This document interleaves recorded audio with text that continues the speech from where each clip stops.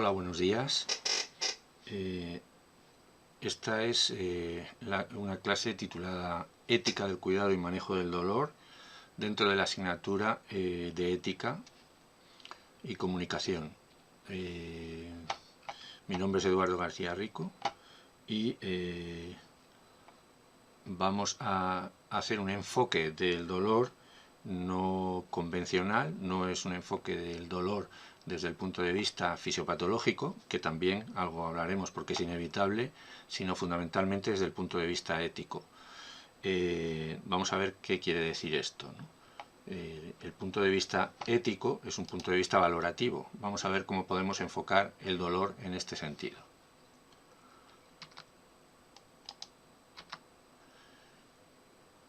Algunas generalidades sobre el dolor. El dolor es un síntoma central en medicina y además es común a muchos cuadros clínicos. No es una característica específica de un cuadro clínico, sino que prácticamente es común a casi todos los cuadros clínicos que vamos a ver.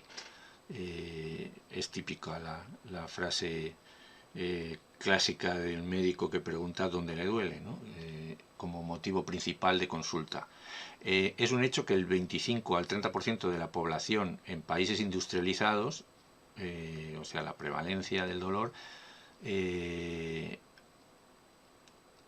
afecta fundamentalmente a enfermedades como la artritis, migrañas, dolor de espalda, dolor oncológico, no asociados a procesos claros como estrés, crisis de ansiedad, fibromialgia, fatiga crónica.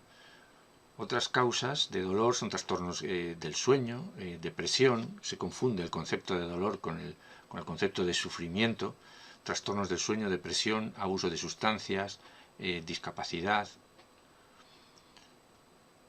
Más del 80% de los procesos oncológicos están afectados en algún momento de su desarrollo con dolor, ¿no?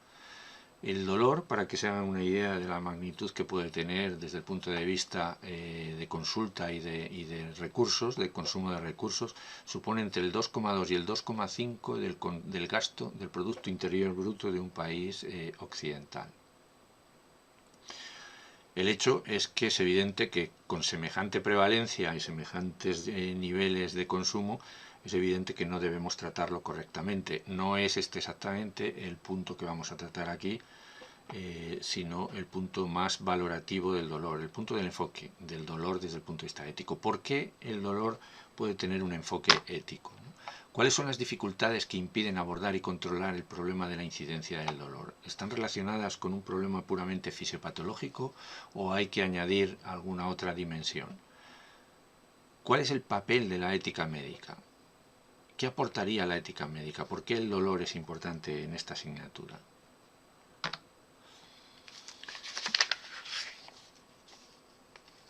Lo primero, habría que definir exactamente qué es el dolor. Y esta es la primera dificultad. La pregunta parece pues muy fácil de responder. Todos sabemos que nos duele cuando algo nos duele. Pero el qué y el cuándo no son suficientes. El dolor lo conocemos de manera bastante subjetiva. No es objetivable, no es una cosa que podamos... Míralo. Es subjetivo, es una experiencia individual. Y si queremos que adquiera una dimensión objetiva, requiere saber también cómo nos duele. Es otra dimensión. A la pregunta por el cómo solemos responder de manera adverbial, pues mucho, o poco, o constantemente, o más, o menos, etc. Estos no son variables típicas de fisiopatología o de estudio clínico, ¿no? Son variables completamente subjetivas, lo que vale para uno no vale para otro. Si trasladamos estas respuestas a una pregunta por un objeto más visual, nos damos cuenta de lo poco que significan. Un ejemplo que puede parecer un poquito absurdo. ¿Cómo vuela un vencejo o un gorrión? Alto, rápido, veloz, instintivamente, etc. Pero ninguna de estas respuestas nos permite entender exactamente o imitar el vuelo del vencejo. O por lo menos ya sabemos, ningún vencejo sabe explicarnos más que a través de sus propios movimientos en qué consiste su vuelo.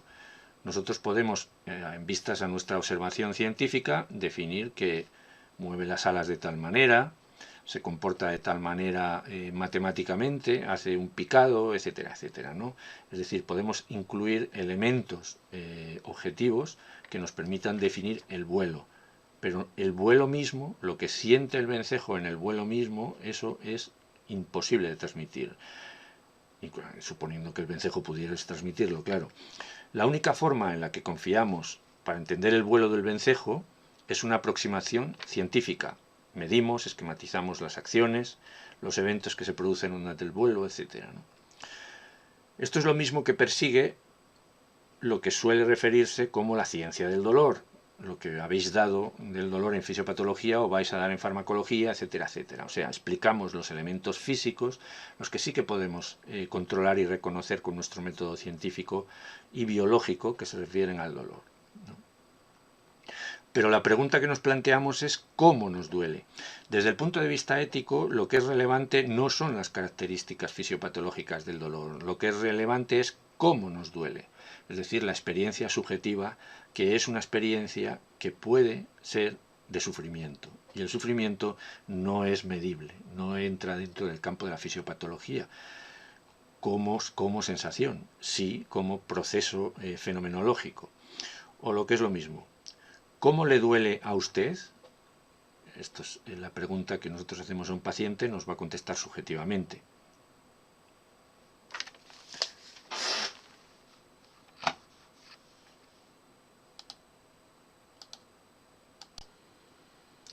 Vamos a hacer un pequeño paréntesis para explicar un concepto que nos va a venir bien para el análisis ético del dolor, que es el concepto de razonamiento médico. ¿A qué nos referimos con razonamiento médico? Nosotros con la formación habitual, con la formación en la Facultad de Medicina, hasta que empezamos con las prácticas, lo que se nos enseña es un tipo de razonamiento que podríamos llamar científico. El razonamiento médico tiene una parte de razonamiento científico, que es el que aprendemos hasta tercero, luego seguimos con ese razonamiento, pero añadimos otro tipo de razonamiento que tiene más que ver con la relación con el enfermo. Se empiezan a incluir en este tipo de razonamiento otro tipo de elementos que no son característicos de otras disciplinas científicas y que hacen que el razonamiento médico sea un tipo de razonamiento específico dentro de del conjunto de las ciencias. Por ejemplo, la inmediatez. El razonamiento médico es un razonamiento con una estructura científica, hay una hipótesis, hay una serie de interrogantes primero, una serie de preguntas, la anamnesis, una serie de estudios que nos componen una idea que es una hipótesis, y esa hipótesis se confirma o no se confirma, con lo cual se decide un tratamiento conforme a la hipótesis demostrada. Esto en teoría sería un esquema típico de una investigación científica. En el caso de la medicina sabéis que esto no es así.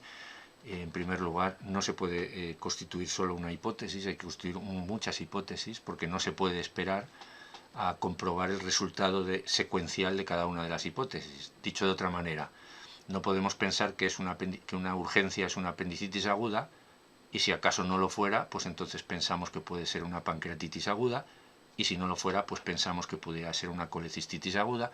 No, hay que pensar en los tres cuadros al mismo tiempo y ver qué elementos tenemos de cada uno de esos cuadros que implicarían una acción más urgente o no. Es decir, se introducen una serie de elementos de urgencia, de tiempo, que en el resto de las ciencias no tienen tanta relevancia. No es importante el tiempo, por ejemplo, en el estudio de bacterias en microscopio, o en un estudio de clonación molecular, en una transferencia genética en bacterias, etcétera, que lo hacemos con placas de Petri, con experimentos que podemos demorar. Podemos parar los experimentos por la tarde para seguirlos a la mañana siguiente, etcétera, etcétera, ¿no? Esto no puede ocurrir en medicina, esto es una diferencia fundamental. La segunda diferencia es que tratamos con personas que nos tienen que, la parte no objetiva de la clínica, que nosotros podemos examinar con pruebas complementarias, etcétera, la parte no objetiva depende completamente de la manera en que interrogamos al paciente y de la relación que establecemos con el paciente. Esto hace que la medicina sea un tipo de ciencia especial con un componente de ciencia pura positiva, por decirlo así, y con un componente de ciencia diferente, no me gusta utilizar esa palabra, más porque realmente no define nada, que es humanista, pero más bien habría que referirse a más en relación con dimensiones no estrictamente positivas, ¿no? Como el dolor. El dolor encaja perfectamente en este tipo de características del razonamiento médico. Bien, no siempre fue así la medicina. El razonamiento médico basado en el reduccionismo es una herencia reciente, es una herencia desde el siglo XIX, XVIII, XIX, se ha ido constituyendo progresivamente y actualmente ha constituido, bueno, la parte científica de la medicina. Sigue presente la otra parte de la medicina. La cuestión hoy es cómo vamos a hacer para equilibrar, teniendo en cuenta la enorme hipertrofia de la parte positivista o positiva de la medicina, cómo lo vamos a equilibrar con la otra parte, ¿no? Bien, en el modelo tradicional, en el modelo científico positivo de la medicina, la parte de la medicina positiva, la enfermedad se considera un objeto. Un objeto que forma parte del paciente. El paciente simplemente es el portador de un objeto que es el que nosotros conocemos. Esto procede desde Sydenham, ¿no? Que definió las especies morbosas o mórbicas, o como queramos llamar, las especies de enfermedad, que concebía las enfermedades realmente como especies, en el sentido lineano, es decir, igual que existe una jirafa y un hipopótamo, etcétera, pues existe pues una fiebre tifoidea o un cáncer de colon. Son tipologías que se clasifican, y hay un árbol de enfermedades que se relacionan unas con otras, y son elementos que forman parte de un sujeto, que entran en un sujeto como hechos materiales, y que nosotros tenemos que buscar la manera de eliminarlos o de tratarlos. Este es el esquema positivista, ¿no? Positivo. Bien, la verdad es que este modelo ha tenido muchísimo éxito históricamente, sobre todo en el control de las enfermedades que realmente se comportaban de esta manera, ¿no? De la forma que sí que existía o existe una tipología de clasificación de las enfermedades como elementos materiales, casi ontológicos, ¿no? Las enfermedades infecciosas, ¿no? El descubrimiento de los antibióticos, el desarrollo de la higiene y de otras medidas sociales y demás, además de los antibióticos, consiguieron ir controlando este tipo de enfermedades. Toda la medicina se ha constituido en torno a este modelo. El problema hoy es que la mayor parte de las enfermedades en Occidente, fundamentalmente, que persisten, eliminadas las infecciosas, excepto eventuales situaciones epidémicas, virales, porque ya sabéis que las enfermedades virales no tienen tratamiento específico en el sentido de las bacterianas, excepto la vacuna, y es un sistema profiláctico, no terapéutico.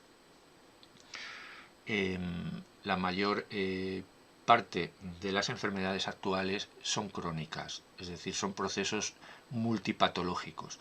Es decir, son pacientes que no solo son portadores de una enfermedad, sino que son, por ser mayores, la edad, la esperanza de vida ha aumentado, son portadores de múltiples enfermedades. La diabetes nunca va sola, la diabetes está acompañada de una cardiopatía, además de efectos dermatológicos, es multidisciplinaria. Un solo especialista no puede controlar, solo un endocrino no puede controlar la diabetes, porque tarde o temprano tienen que intervenir múltiples especialidades, ¿no? La diabetes. Otras enfermedades que también son crónicas, como la diabetes, incluso son poco conocidas, ¿no? Como las que citábamos al principio, la fibromialgia reumática, el dolor crónico por enfermedad inflamatoria desconocida, inflamación, digamos, de bajo nivel, no está muy claro lo que significa el concepto de fatiga crónica o de encefalomielitis miálgica, que son términos que se refieren a procesos muy difíciles de definir porque son fenomenológicamente muy complejos, ¿no? Es decir, las enfermedades ya no son tan simples, no tienen una causalidad directa. Este es el panorama al que se enfrenta el razonamiento médico, y esta es la razón por la que el razonamiento médico hoy tiene que cambiar. Este paréntesis fundamentalmente lo hemos hecho con la idea de ver cuál es la forma, desde un punto de vista ético, de enfocar el tratamiento del dolor o de enfocar la comprensión del dolor, ¿no?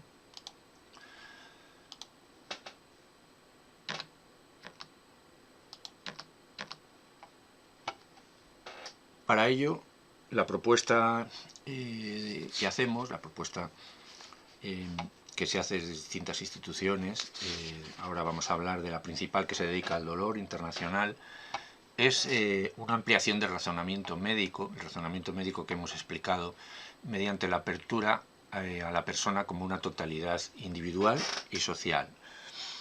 Es decir, no abandonar evidentemente el modelo positivo, sino ver cómo incorporamos un modelo más actualizado a la realidad del cambio en el tipo de patología prevalente, ¿no? Que son las enfermedades crónicas, como decíamos. Necesitamos que ese razonamiento sea un razonamiento sin propuestas preconcebidas, sin modelos, sin axiomas ni abstracciones, y simplemente una apertura para incluir lo que hasta ahora estamos excluyendo. Esto parece muy abstracto, se trata simplemente de, en el caso del dolor se ve con bastante claridad, se trata simplemente de pensar que el dolor realmente es una experiencia completamente subjetiva, por lo tanto somos dependientes de la expresión del paciente. Si tenemos prejuicios, como por ejemplo se está quejando demasiado, o tenemos un modelo del dolor basado, por ejemplo, en el daño tisular y no vemos que haya ningún daño, por lo tanto pensamos que es falso el dolor que está presentando el paciente. Todos estos hechos preconcebidos o con un cierre de nuestra mente, por decirlo así, a un razonamiento que vaya más allá de los puros elementos positivos, pues tendremos un problema para entender el dolor, ¿no? Esto es un poco lo que se plantea aquí. Es decir, en resumen, ampliación del razonamiento médico mediante su apertura a la persona como totalidad individual y social. Bien, pues esta institución a la que me refería antes en el caso del dolor es la IASP, que es International Association for the Study of Pain. Hace una propuesta que veréis cómo recoge más o menos todo lo que hemos comentado hasta ahora. Plantean que el dolor es una experiencia desagradable, sensorial y emocional asociada a una lesión tisular real o potencial, o que se describe como ocasionada por esa lesión. Fijaos la cantidad de conceptos para discutir que hay en esta expresión y que cambian el modelo positivo, ¿no? El dolor es una experiencia. Para empezar, es una experiencia, por lo tanto no es un hecho objetivo en el tipo Sydenham, clasificable como una especie mórbica, ¿no? O morbosa. Es desagradable. Desagradable es una expresión absolutamente subjetiva. Lo que es desagradable para una persona no lo es para otra. Sensorial, es decir, sensible, es percibida por el sujeto, y emocional, es decir, es una percepción no solamente sensorial que pudiera llegar a ser objetivable en una dimensión de intensidad, por ejemplo, sino que es emocional, y la emoción ya no es expresable con variables cuantitativas. Asociada a una lesión tisular, correcto, esto sería el modelo clásico, es decir, una lesión tisular, el pinchazo con una aguja provoca la excitación de determinados receptores, los nociceptores, que emiten una señal que llega hasta determinadas áreas del sistema nervioso central y produce una respuesta. Lesión tisular, modelo clásico. Pero aquí se añade la posibilidad de que sea potencial, es decir, que no exista la lesión tisular, por lo tanto que no haya ningún elemento, ningún biomarcador que nos permita definir que efectivamente existe un dolor, o que se describe como ocasionada por esa lesión. Es decir, hay un cambio absolutamente radical en el sentido de la interpretación, en este caso, de un síntoma, ¿no?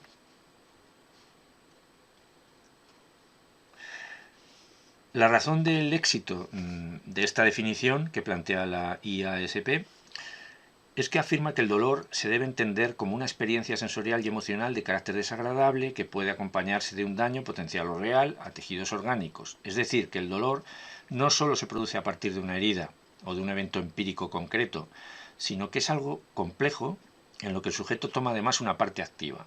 También da cabida al debate moral sobre el dolor, y este es un poco el punto crítico y la razón por la que aquí añadimos este enfoque.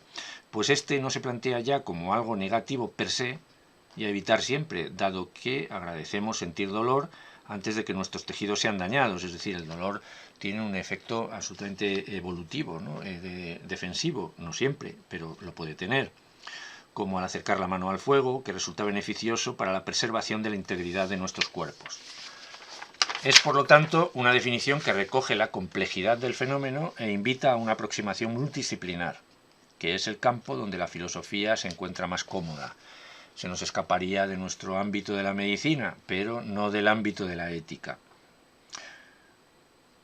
Un aspecto muy relevante de esta definición es que nos obliga a diferenciar entre daño y sufrimiento, y esto es muy importante.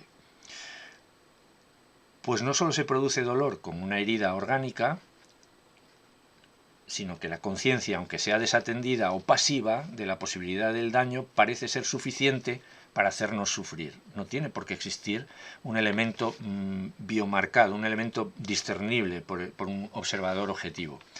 Condición que permite que converja la experiencia del dolor de origen físico con la experiencia psicológica. Así es que no se niega que el daño que produce una muerte o un desengaño amoroso sea clasificado como dolor, y se acepta que la respuesta ante él sea irracional o descontrolada, es decir, emocional. La ciencia del dolor se muestra igual de comprensiva con el sufrimiento del otro, tal como se refleja en la definición propuesta, pues no exige que haya propiamente un dolor empírico correlativo al evento mental. Como veis, es un cambio bastante radical en el concepto de dolor. Con respecto al concepto fisiológico de dolor, lo podemos definir por su localización, por su inicio, por su duración. Estamos hablando de la anamnesis del dolor, ¿no? Por su componente sensorial, la intensidad, su calidad, su patrón. Intensidad, evidentemente, si es fuerte o no es fuerte subjetivamente. La calidad es una descripción cualitativa del dolor. Y existe una clasificación de los dolores increíblemente compleja, basada en elementos semánticos, por ejemplo, dolor punzante, dolor como pinchazo, dolor lacerante, como si me clavaran una lanza, dolor quemante, como si me acercara una llama a la piel, ¿no?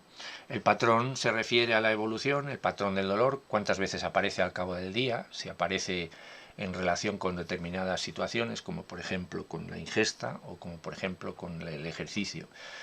El componente afectivo, el estado de ánimo, la ansiedad y la depresión, que no solamente pueden producir el dolor, sino que a la inversa, el dolor, por ejemplo, el dolor en situaciones crónicas o con situaciones con difícil salida, es un dolor que condiciona su incremento después de todo. Por ejemplo, el dolor de un parto es un dolor con una expectativa. Es un dolor intensísimo, tiene una intensidad muy alta, pero sin embargo tiene un componente afectivo positivo, con lo cual la tolerancia a este dolor es muchísimo mayor que, por ejemplo, la tolerancia a un cólico nefrítico que no tiene un componente afectivo positivo, es decir, no tiene ninguno realmente. Es un dolor inútil, la inutilidad del dolor, ¿no? Y esto puede producir depresión. Por otra parte, desde el punto de vista cognitivo, el significado del dolor, como decíamos, ¿no? El significado del dolor, el componente de autoimagen que supone y el afrontamiento. Por ejemplo, el dolor que está asociado a una enfermedad irreversible, como puede ser el caso del cáncer. El afrontamiento es determinante. El componente cognitivo aquí, igual que lo era en el ejemplo que puse del parto, pues es determinante. Comportamental, es decir, el componente comunicativo. Una persona aislada puede sufrir el dolor de una manera mucho más intensa o a la inversa, o una incomprensión de su dolor por el contexto también puede hacer que el dolor se viva de otra manera. Una característica del dolor es que interfiere en el sueño, y el sueño a su vez interfiere con el elemento sensorial, con el elemento fisiológico, con el elemento cognitivo, etc. Y finalmente hay un elemento sociocultural en el dolor.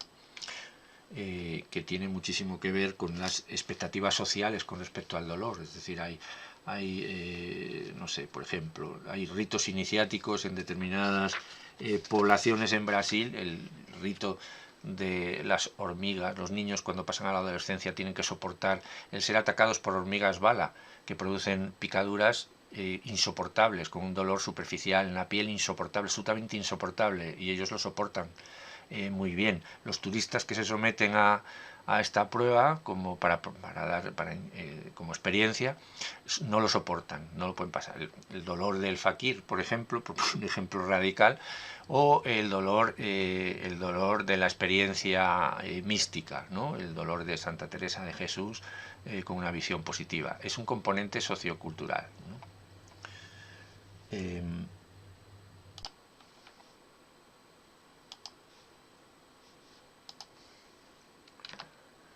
Aquí vemos lo que expresamos en la otra diapositiva de una manera más clara. Podemos ver el carácter multidimensional del dolor.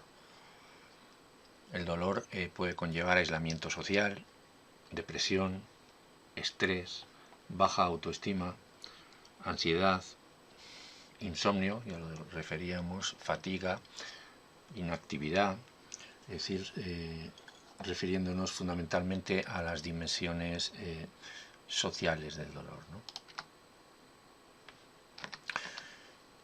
Desde un punto de vista más clínico, que nos puede interesar como enlace con el punto de vista ético para la descripción del dolor, el dolor lo podemos clasificar en su evolución en el tiempo y por las connotaciones que tiene desde el punto de vista subjetivo en agudo y crónico. A su vez, el dolor crónico lo podemos clasificar en nociceptivo y neuropático. Cada uno de estos tipos de dolor tiene unas características específicas, sobre todo desde el punto de vista de la dimensión subjetiva, más que de una dimensión puramente objetiva o lesional, ¿no? ¿Y cuáles son las diferencias? Pues aquí vemos algunas que son las más importantes. La finalidad del dolor. Al final no es que el dolor tenga finalidad, pero sí que el dolor agudo nos referíamos a su capacidad de ser defensivo, ¿no? Por lo tanto, tendría una dimensión biológica evolutiva, inicial biológica evolutiva, que es la de evitarnos el peligro, ¿no? En cambio, el dolor crónico, pues en principio no tendría ninguna misión evolutiva. Es un dolor que lo único que produce, como vemos en esa escala multidimensional, lo único que produce son problemas, ¿no? Respecto a la duración, que es lo que define sobre todo el dolor agudo y crónico desde el punto de vista meramente temporal, es que el dolor agudo tiene un espacio limitado de duración, es defensivo, mientras exista la agresión o mientras exista la causa que nos obliga a realizar algún tipo de maniobra, de evitarlo. Y el dolor crónico es persistente al no tener relación en principio con ninguna causa defensiva, ¿no?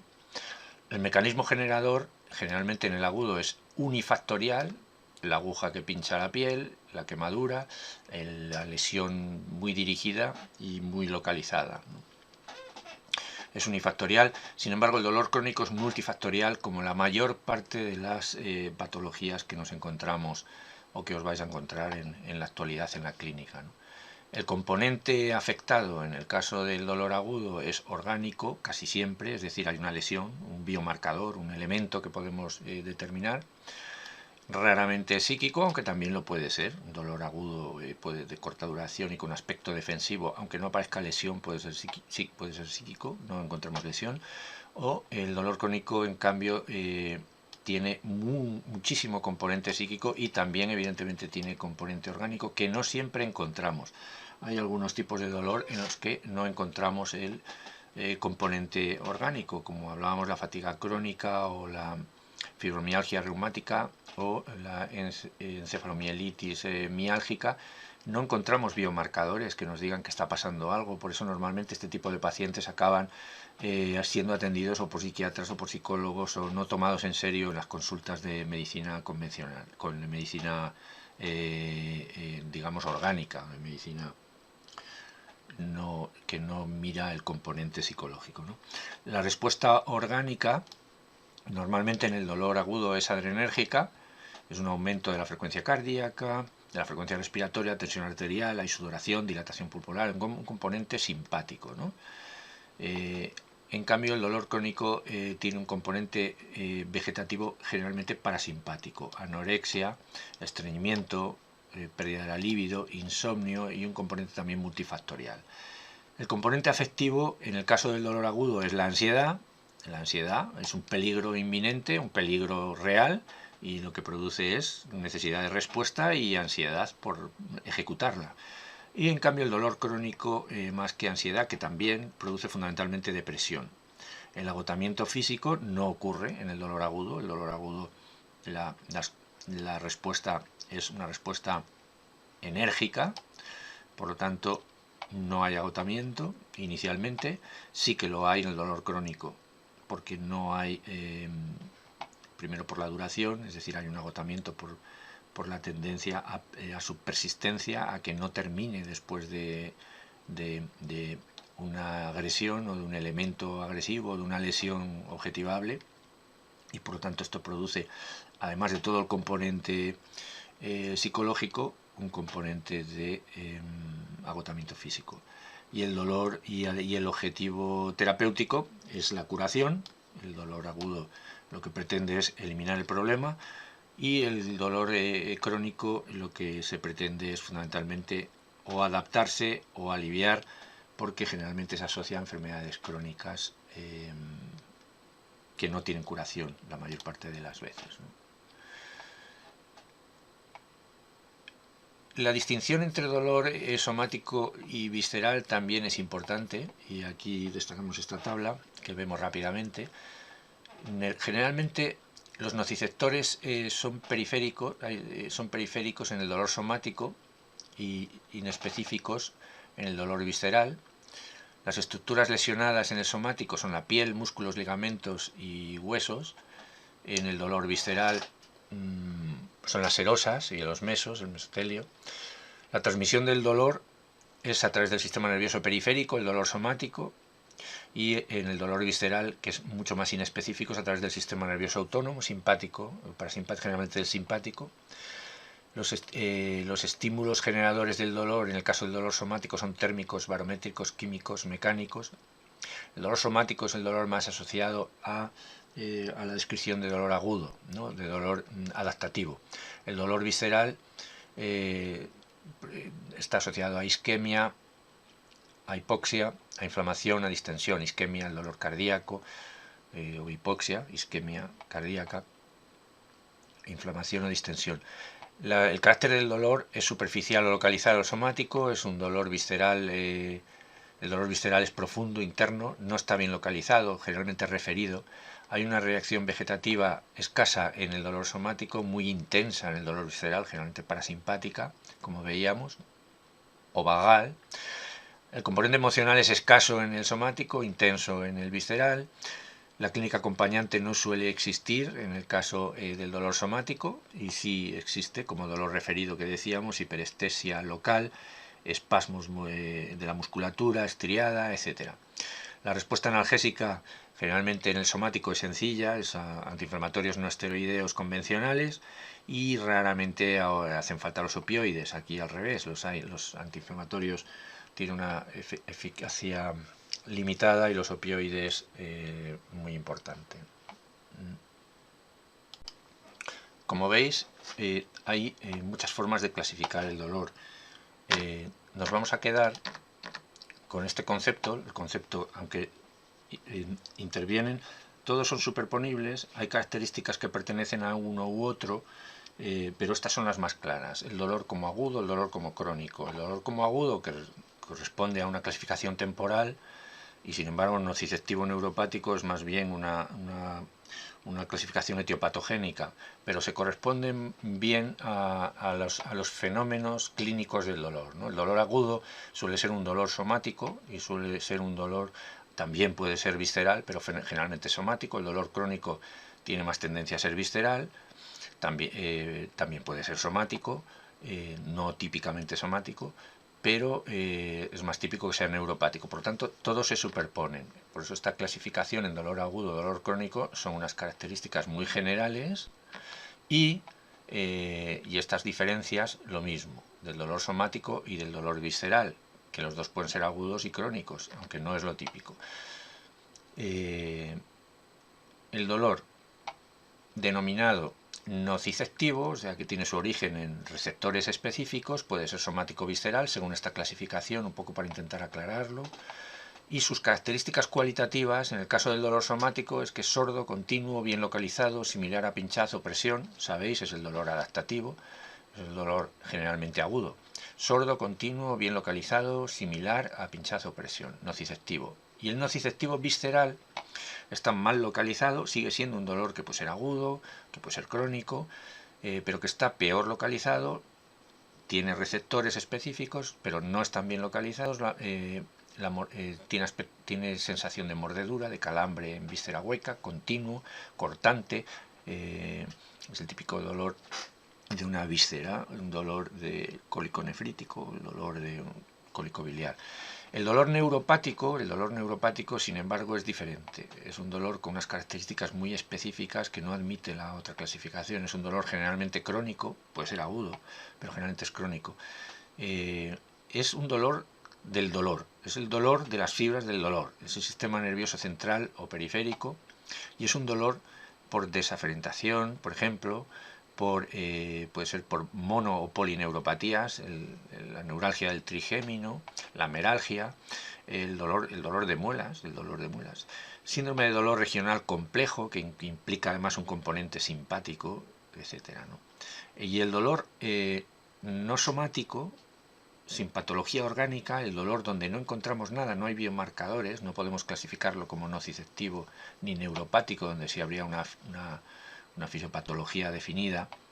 En este caso requiere una evaluación minuciosa, interdisciplinar, porque puede ser sencillamente que no estemos encontrando el problema y hay que desconfiar en dolor neoplásico, ¿no? O sea, que puede estar oculto un problema, ¿no?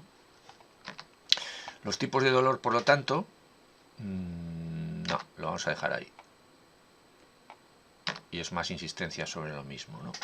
El dolor más relevante desde el punto de vista del paciente crónico, del paciente con una enfermedad crónica o incluso con una enfermedad incurable, como puede ser el cáncer, o como pueden ser enfermedades neurodegenerativas, es generalmente un dolor neuropático y es el dolor más difícil de tratar. Es un dolor causado por una lesión o enfermedad del sistema nervioso somatosensorial que puede ser periférica o central. Ejemplos: la neuropatía diabética, la neuralgia postherpética, el dolor neuropático asociado al VIH, puede ser central, el dolor de la médula espinal y el dolor por un accidente vascular cerebral. La cualidad del dolor neuropático es urente quiere decir quemante, lacerante, que quiere decir que es como si te atravesase una lanza, como una descarga eléctrica, generalmente difuso, mal localizado, como un trallazo, frecuentemente con alodinia y o hiperalgesia, conceptos que veremos un poquito más adelante.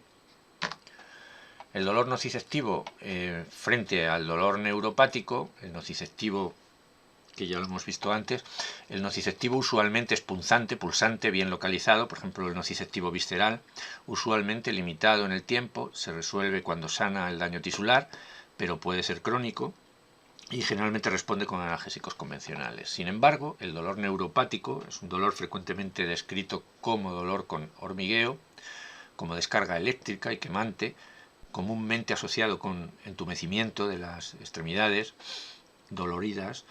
Casi siempre es un padecimiento crónico o está asociado a un padecimiento crónico como puede ser el cáncer, una enfermedad neurodegenerativa, y responde pobremente a los analgésicos convencionales, es decir, hay que pasar a un escalón superior de analgesia. Aquí os dejo un vocabulario de algunos conceptos relacionados con el dolor algunos bien conocidos y otros menos conocidos. Por ejemplo, el concepto de alodinia. Bueno, esto es un vocabulario introducido por la International Association for the Study of Pain, de la IASP que mencionábamos al principio. La alodinia es el dolor provocado por un estímulo que en condiciones normales no la provoca. Ahora vemos más adelante un poco como distintos tipos de alodinia. La analgesia, como sabéis, la ausencia de dolor ante un estímulo normalmente doloroso, es decir, es una elevación del umbral, es lo contrario hiperalgesia, que es una disminución del umbral del dolor. Anestesia dolorosa, artralgia. Causalgia es un síndrome específico caracterizado por dolor quemante, alodinia e hiperpatía secundario a una lesión nerviosa traumática. Bueno, disestesia es lo que llamamos normalmente, bueno, es una sensación desagradable y no ajustada al estímulo. Parestesia es una forma de disestesia que son hormigueos, que consiste en el hormigueo de las manos, por ejemplo, ¿no? El dolor por desafrentación lo conocéis, dolor central, hipoalgesia, hipoestesia, neuralgia, neuritis, neuropatía, nociceptor, parestesia. Parestesia, sensación anormal de tipo calambre u hormigueo, espontánea o evocada.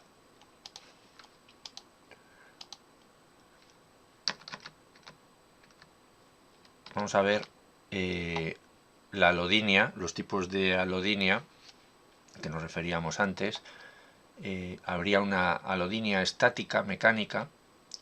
La presión ligera manual sobre la piel pues produce un dolor. Una ligera presión manual sobre la piel produce ya dolor. Un ligero pinchazo manual con un palillo produce un dolor agudo superficial. Una mecánica dinámica, el roce de la piel con un cepillo, gaza o algodón produce un dolor agudo quemante superficial. Tocando la piel con un objeto a 40 grados produce una sensación quemante espantosa, o tocando la piel con un objeto a 20 grados bajo cero pues produce una sensación quemante dolorosa. Como veis, es sencillamente una respuesta inesperada al dolor, incluso no típica o no relacionada con el estímulo.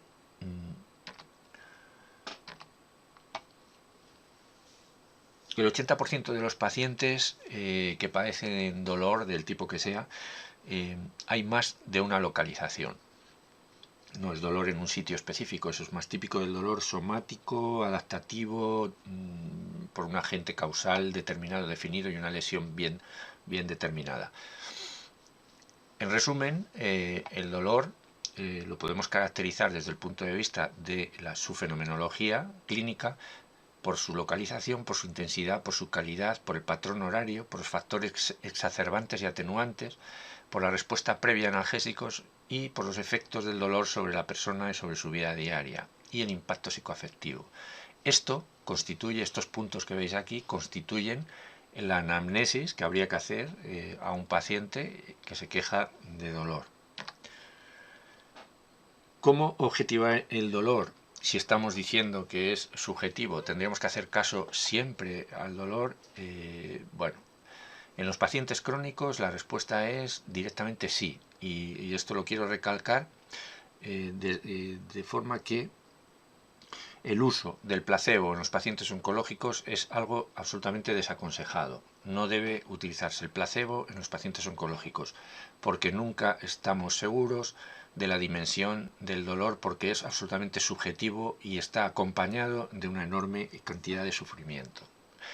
Bueno, aunque parezca mentira, existen escalas objetivas del dolor. Son subjetivas porque es la descripción analógica que hace el paciente, pero suelen ser absolutamente reproducibles, por sorprendente que parezca. Esta es una escala que va del 0 sin dolor, el mejor momento posible, al peor momento posible, del 0 al 10, y la verdad es que los pacientes son perfectamente capaces de plantear una cifra. En el caso de que el paciente sea un niño o no entienda bien esta escala numérica, pues él plantea esta escala de caritas, que es lo mismo, la peor situación más desagradable o una situación claramente agradable, ¿no? Estas son las escalas analógicas del dolor.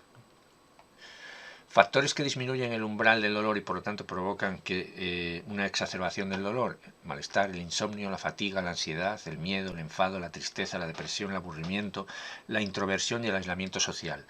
¿Por qué destaco esto? Destaco esto porque estos son elementos para el tratamiento del dolor tan efectivos como puede serlo un analgésico, como un antiinflamatorio no esteroideo.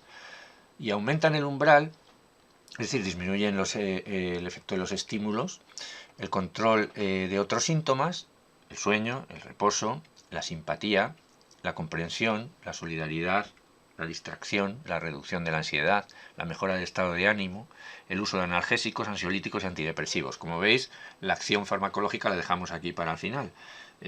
Son absolutamente relevantes los anteriores, ¿no? El pronóstico, según una escala, en este caso la escala de Edmonton, podríamos dividirlo en dos.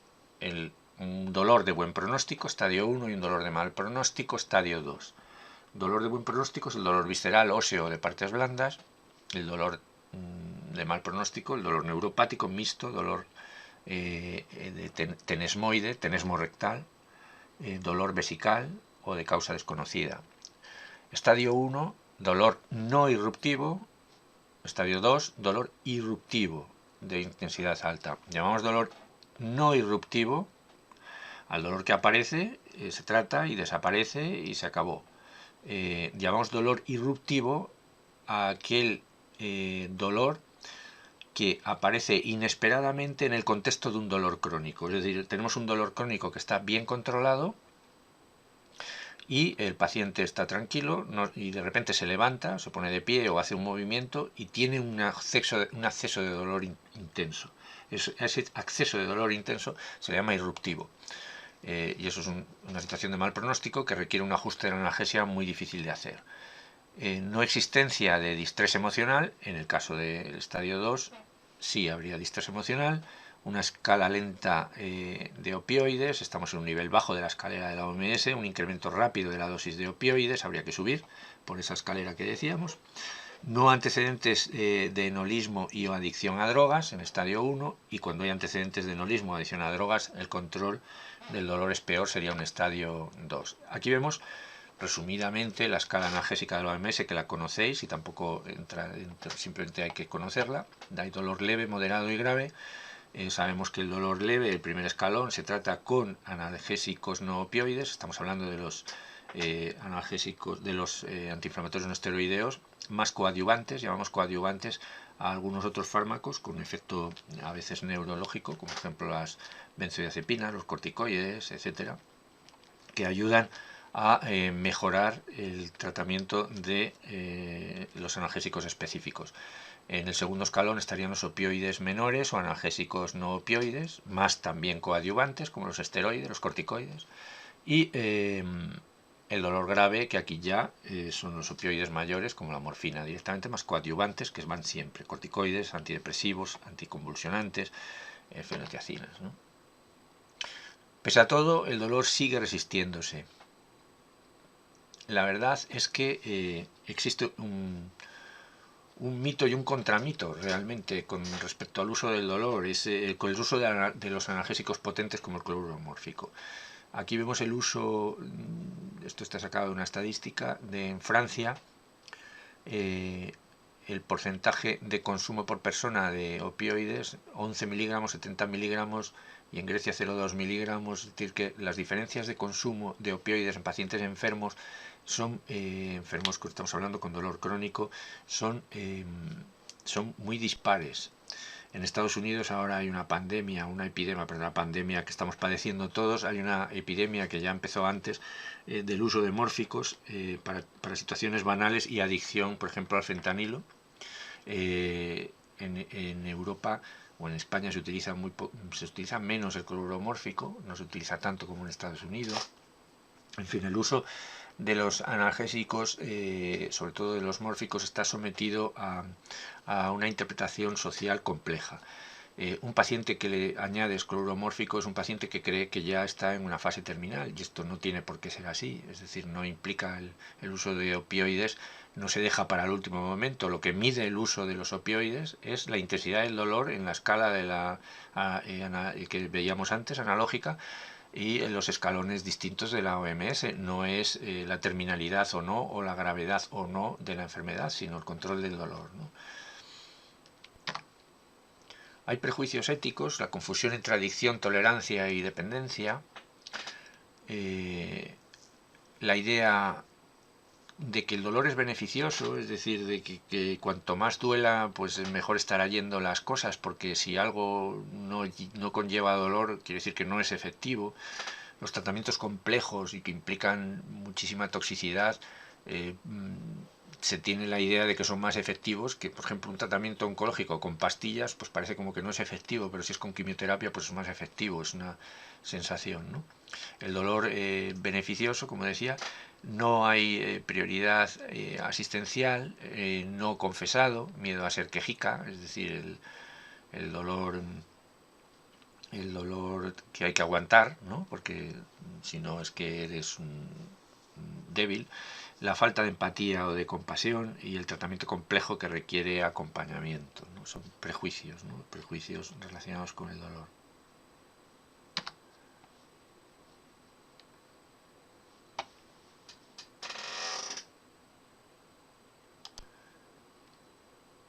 La metodología para el análisis clínico del dolor debe comprender obviamente la historia clínica, el motivo central, historia, anamnesis, examen, pruebas complementarias.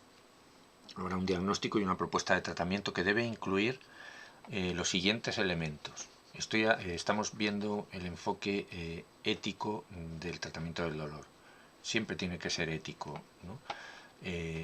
La indicación médica, es decir, establecer muy bien, como veis, había un montón de prejuicios. El dolor en el paciente oncológico, por ejemplo, nunca debería ser condicional. O sea, el tratamiento del dolor nunca debería ser condicional. Si dolor, tomar tal. La analgesia debe ser pautada en paciente oncológico con dolor o paciente con enfermedad crónica con dolor, sobre todo si está a partir de un escalón 2. El concepto de calidad de vida debe ser contemplado también debe ser contemplada la opinión o la elección del paciente, este es el principio de autonomía, y el contexto familiar, social o cultural, también tiene que ver con la elección del paciente. En todo caso, el dolor no tratado o el tratamiento inadecuado vulnera los 4 principios de la bioética, el principialismo que veíamos en la clase anterior, es decir, el principio de beneficencia, el principio de no maleficencia, el principio de autonomía y el principio de justicia, los 4 principios, ¿no? Una cosa importantísima a tener en cuenta que tiene que ver con nuestra actividad futura, con la actividad clínica, es el problema de la despersonalización, y tenemos que luchar contra este problema. Consiste en la anomia del paciente, ¿no? Que es una forma defensiva también nuestra. Es decir, considerar a los pacientes, como decía al inicio de la clase, el concepto de Sydenham, estamos tratando la enfermedad pero no el paciente, sino una cosa que tiene el paciente pero no al paciente. El paciente es un portador, ¿no? Entonces, en esta despersonalización tiene muchísimas fórmulas, ¿no? Que pase el siguiente, no llamar por su nombre o de usted a la persona. El paciente, entre nosotros comentar, el paciente de los 122, o la vesícula, que pase la vesícula de tal, o que la vesícula que tenemos en la cama tal, o es un cáncer de páncreas, tal, es un cáncer de páncreas lo que hay, ¿no? O sea, hablamos de la enfermedad, no hablamos del paciente. Hay otras formas más difíciles de entender por nosotros mismos, porque las utilizamos incluso con buena intención o cariñosamente, como es el gritar a los pacientes, ¿no? Hablar muy alto a los pacientes, sobre todo si son mayores, independientemente de comprobar o no de que sean sordos. Infantilizarlos, por ejemplo, llamar a una paciente mayor princesita, o ¿qué tal estás hoy, princesita? O sea, un tratamiento que no tiene absolutamente ningún sentido y que despersonaliza y desposee de su personalidad a los pacientes, ¿no? Esto hay que tenerlo en cuenta. Vamos a ver 2 casos clínicos para ver cómo enfocar el tratamiento del dolor. El principio del doble efecto es lo que se pone en cuestión, o lo que plantea este caso, que yo no lo voy a resolver y os lo dejo para resolverlo. Caso 1, lo llamamos así, caso 1 del dolor. Doña VVV, de 53 años, padece una enfermedad pulmonar crónica y un cáncer de pulmón. y un cáncer de pulmón con linfangitis carcinomatosa secundaria. Linfangitis carcinomatosa es una enfermedad metastásica que afecta, o sea, es la metástasis en este caso del cáncer de pulmón que afecta a los linfáticos pulmonares y produce un patrón de afectación difusa de los dos pulmones. La linfangitis carcinomatosa generalmente se acompaña de disnea, de una gran dificultad respiratoria y de un pronóstico muy malo. Actualmente requiere más tratamiento para el dolor. Tiene una PO2 de 45 y una PCO2 de 55 y está tratada con 30 miligramos de morfina de liberación lenta cada 8 horas, 90 miligramos cada 24. Tiene dolor y pide analgesia. Se le indican 10 miligramos extra de morfina rápida cada 2 horas. Y lo que os pido, bueno, realmente aquí os estoy dando la respuesta en rojo, y es lo que se le indica. La pregunta sería, ¿cuál sería el tratamiento adecuado? Lo que os pido es un análisis muy sencillo, simple, de por qué se le indican 10 miligramos, a qué nos referiríamos un principio de doble efecto. Fijaos que la morfina produce depresión respiratoria, pero al mismo tiempo alivia los síntomas, ¿no? Os dais cuenta de por dónde va un poco la idea, ¿no? Del principio de doble efecto. Bueno, os pido una reflexión sobre eso para vosotros. No tenéis que contestar obviamente en ningún sitio. Aunque os puedo preguntar o poner un caso similar a este en el examen. El caso 2 es el principio de doble efecto también. Doña RRR, de 63 años, padece un carcinoma de esófago extendido, un estadio 4. Es portadora de gastrostomía, es decir, de un sistema para poder nutrirse directamente a través del estómago, ya que no puede por vía normal, y está infectada, condicionando una peritonitis. La gastrostomía está infectada y le ha producido una infección, una peritonitis. Bueno, aquí pone peritonitos, pero es peritonitis. Se ha intervenido quirúrgicamente, pero no se ha solucionado. Persiste el dolor abdominal. Se decide pautar morfina intravenosa en perfusión continua. Se titula para mantener comunicación con los familiares.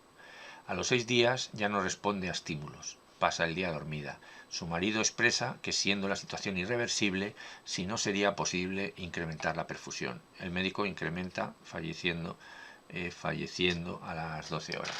Quiero que analicéis la decisión de este médico, la decisión que se toma también desde el punto de vista del principio de doble efecto. ¿Por qué? Pues por lo mismo que antes.